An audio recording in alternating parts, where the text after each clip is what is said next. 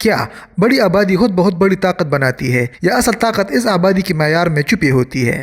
عالمی طاقت کی تشکیل کو اگر قریب سے دیکھا جائے تو ایک خاموش حقیقت سامنے آتی ہے۔ ریاستیں اپنی طاقت صرف وسائل، فوج یا معیشت سے نہیں بناتی، بلکہ اس انسانی ڈھانچے سے بناتی ہے جو وقت کے ساتھ نظام کو چلانے کی صلاحیت پیدا کرتا ہے۔ آبادی صرف تعداد نہیں ہوتی، یہ ایک مسلسل پیدا ہونے والا نظامی اثر ہے۔ جب ریاست اپنی آبادی کے معیار کو نظر انداز کرتی ہے تو ابتدا میں کچھ فرق محسوس نہیں ہوتا، مگر دہائیوں بعد یہی فرق طاقت کے توازن کو بدل دیتا ہے۔ اسی لیے طاقت کا اصل سوال آبادی کتنی ہے نہیں، بلکہ یہ ہے کہ وہ کیا کرنے کے قابل ہے۔ کیا تعداد نظام کو پھیلاتی ہے یا معیار اسے مستحکم کرتا ہے؟ زیادہ آبادی ابتدائی مرحلے میں معیشت کے لیے ایک طاقتور محرک ثابت ہوتی ہے، کیونکہ بڑی آبادی خود بہت ایک وسیع مارکیٹ پیدا کرتی ہے جہاں اشیاء اور خدمات کی طلب مسلسل بڑھتی رہتی ہے۔ مزدوروں کی بڑی تعداد صنعتوں اور کاروباروں کو تیزی سے پھیلنے کا موقع دیتی ہے، جس سے پیداوار میں اضافہ ہوتا ہے اور معیشت کو ظاہری طور پر رفتار پکڑتی دکھائی دیتی ہے۔ اس مرحلے پر ریاست کو محسوس ہوتا ہے کہ ترقی کا عمل خود کار انداز میں آگے بڑھ رہا ہے، کیونکہ زیادہ لوگ زیادہ کام اور زیادہ کھپت پیدا کر رہے ہوتے ہیں۔ لیکن جیسے جیسے معیشت سادہ ڈھانچے سے نکل کر پیچیدہ نظام میں تبدیل ہوتی ہے، ویسے ویسے صرف آبادی کی تعداد فائدے کے بجائے دباؤ میں بدلنا شروع ہو جاتی ہے۔ ریاست کو تعلیم، صحت، شہری سہولیات، ٹرانسپورٹ اور روزگار کے ایسے مضبوط ادارے بنانے پڑتے ہیں جو نہ صرف موجودہ ضروریات بلکہ مستقبل کی مہارتوں کو بھی سنبھال سکے۔ اگر انسانی معیار اسی رفتار سے بہتر نہ ہو تو معیشت پھیل تو جاتی ہے، مگر اس میں جدت، تحقیق اور اعلیٰ پیداوار کی صلاحیت پیدا نہیں ہو پاتی۔ نتیجتاً ملک مسلسل ترقی کے باوجود درمیانی سطح سے آگے نہیں بڑھ پاتا، کیونکہ نظام کا حجم بڑھ جاتا ہے مگر اسے مؤثر انداز میں چلانے والی انسانی صلاحیت اس کے برابر نہیں ہو پاتی، اور یہی فرق طویل مدت میں طاقت کی حد مقرر کر دیتا ہے۔ کیوں کم مگر ہنرمند آبادی طویل مدت میں زیادہ اثر ڈالتی ہے؟ جب کسی معاشرے میں آبادی کی توجہ صرف روزگار حاصل کرنے تک محدود رہنے کے بجائے مہارت سیکھنے، تحقیق کرنے اور پیچیدہ مسائل کو سمجھ کر حل نکالنے کی صلاحیت پر مرکوز ہو جاتی ہے تو ریاست کے اداروں کی نوعیت آہستہ آہستہ بدلنے لگتی ہے۔ ایسے ماحول میں ہر فرد صرف نظام سے فائدہ لینے والا نہیں رہتا، بلکہ خود نظام کی کارکردگی کو بہتر بنانے والا عنصر بن جاتا ہے۔ نتیجتاً کم وسائل کے باوجود ادارے زیادہ مؤثر طریقے سے کام کرتے ہیں، کیونکہ فیصلے سمجھداری، ڈیٹا اور طویل مدتی سوچ کی بنیاد پر کیے جاتے ہیں۔ وقت گزرنے کے ساتھ یہی انسانی معیار، ٹیکنالوجی کی ترقی، صنعتی جدت اور حکومتی پالیسی سازی میں واضح فرق پیدا کرتا ہے۔ جہاں افراد کی تعداد کم ہونے کے باوجود وہ زیادہ پیچیدہ، معاشی اور اسٹریٹجک فیصلے لینے کے قابل ہوتے ہیں۔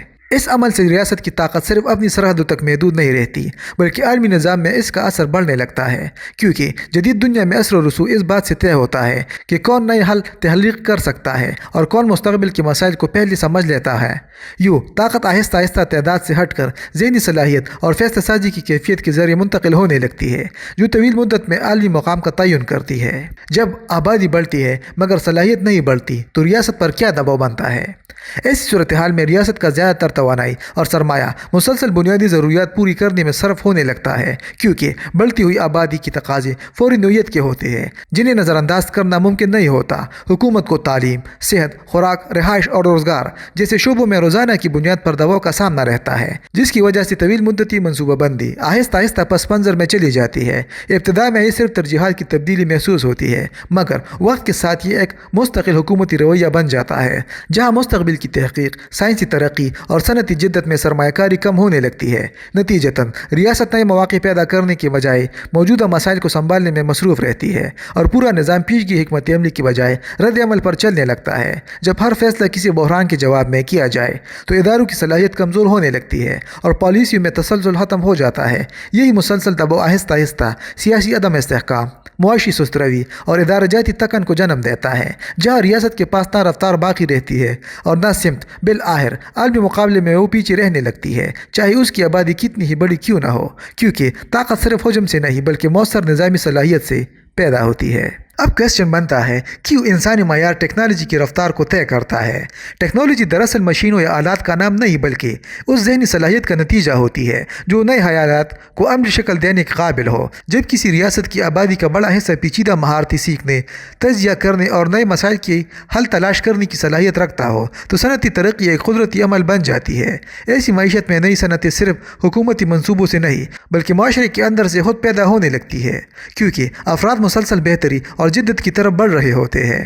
وقت کے ساتھ یہ صلاحیت تحقیق، سافٹ ویئر، انجینئرنگ اور جدید پیداوار کے شعبوں کو مضبوط بناتی ہے، جس سے ریاست عالمی مقابلے میں تخلیقی کردار ادا کرنے لگتی ہے۔ اس کے برعکس اگر انسانی معیار کمزور ہو تو ریاست کو اپنی ضروریات پوری کرنے کے لیے بیرونی ٹیکنالوجی درآمد کرنا پڑتی ہے۔ ابتدا میں یہ راستہ آسان اور کم خرچ محسوس ہوتا ہے کیونکہ فوری نتائج حاصل ہو جاتے ہیں، مگر آہستہ آہستہ یہی انحصار اسٹریٹجک کمزوری میں بدل جاتا ہے۔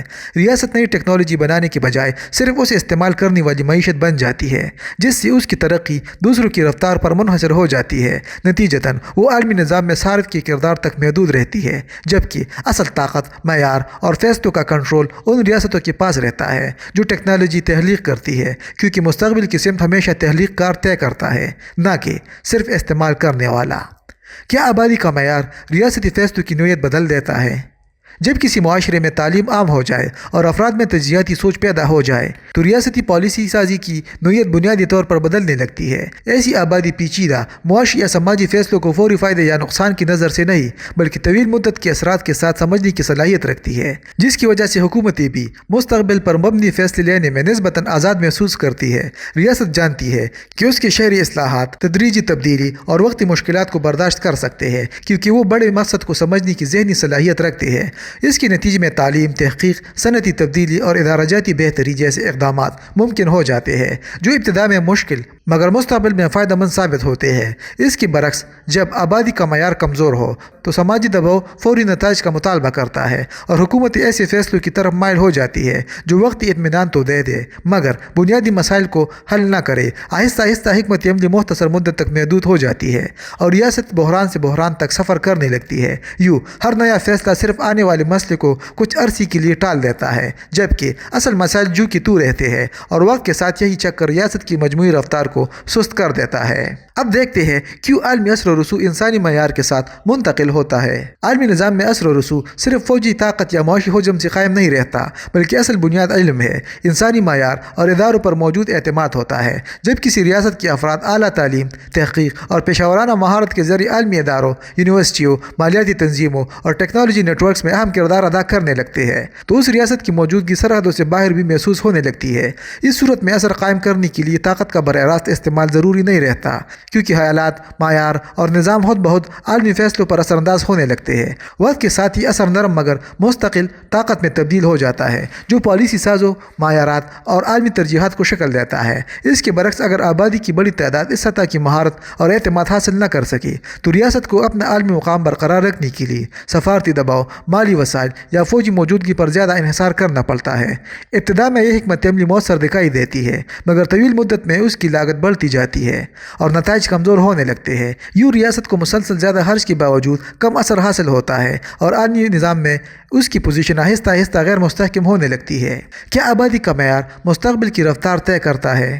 ریاست حقیقت میں اپنے مستقبل کی رفتار آج کی آبادی کے ذریعے طے کرتی ہے، کیونکہ ہر نئی نسل صرف تعداد میں اضافہ نہیں لاتی بلکہ نظام کی مجموعی صلاحیت کو بھی بدل دیتی ہے۔ جب تعلیم، مہارت اور تجزیاتی سوچ نسل در نسل بہتر ہوتی جاتی ہے تو اداروں کے اندر فیصلہ سازی کا معیار خود بہت بلند ہو جاتا ہے۔ ایسے ماحول میں پالیسی سازی زیادہ درست، معیشت زیادہ مؤثر اور انتظامی غلطیاں کم ہونے لگتی ہے، جس سے نظام کی رفتار تیز ہو جاتی ہے۔ وقت کے ساتھ ریاست کو وہی نتائج حاصل کرنے کے لیے کم توانائی خرچ کرنا پڑتی ہے، کیونکہ انسانی صلاحیت مسائل کو ابتدائی مرحلے میں ہی سمجھ کر حل کر لیتی ہے۔ اس کے برعکس اگر نسل در نسل انسانی معیار میں خاص بہتری نہ آئے تو ریاست کو ہر چند سال بعد وہی بنیادی مسائل دوبارہ حل کرنا پڑتے ہیں، جیسے تعلیم کی کمزوری، کم پیداوار یا انتظامی ناکامی۔ نتیجتاً ترقی ایک سیدھی لکیر میں آگے بڑھنے کے بجائے ایک دائرے کی شکل اختیار کر لیتی ہے جہاں محنت تو مسلسل جاری رہتی ہے مگر پیش رفت محدود رہتی ہے۔ اسی دوران وہ ریاستیں جن کی نئی نسل زیادہ قابل بنتی جاتی ہے، رفتار حاصل کر لیتی ہے اور وقت گزرنے کے ساتھ طاقت کا فرق نمایاں ہوتا جاتا ہے۔ کیا طاقت کا اصل پیمانہ آبادی نہیں بلکہ اس کی سمت ہے؟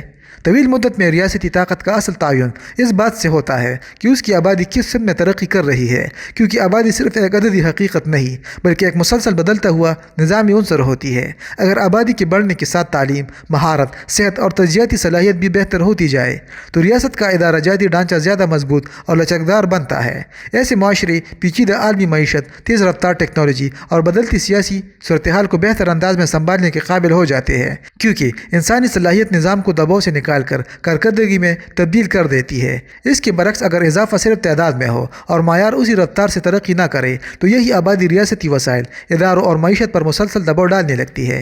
ابتدا میں یہ فرق نمایاں نہیں ہوتا، مگر وقت کے ساتھ نظام کی رفتار کم ہونے لگتی ہے اور ترقی برقرار رکھنا مشکل ہو جاتا ہے۔